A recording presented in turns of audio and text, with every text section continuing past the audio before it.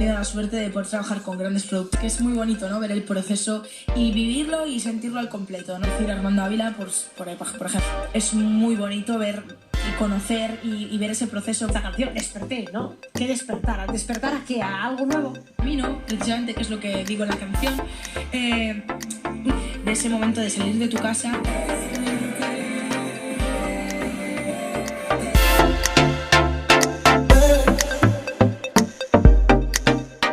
Ferrari Norteamérica, representando a la compañía, la escena estaba creada para una magnífica.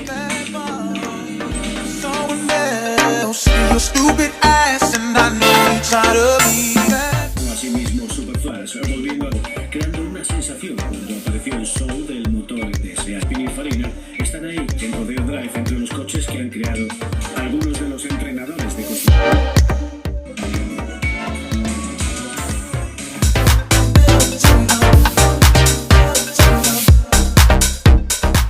Ferrari siempre ha sido famoso por la producción de sus coches como este grupo de valores para el saber público a través de este Ferrari Lab.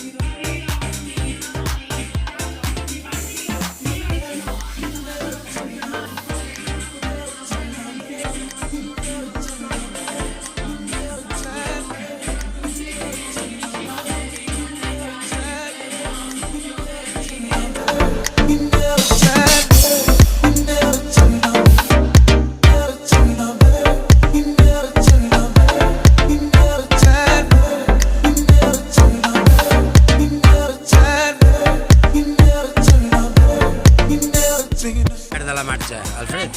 Aquí s'hi trobat molt, mucho més dones que homes. Gent jove i tot. Sí.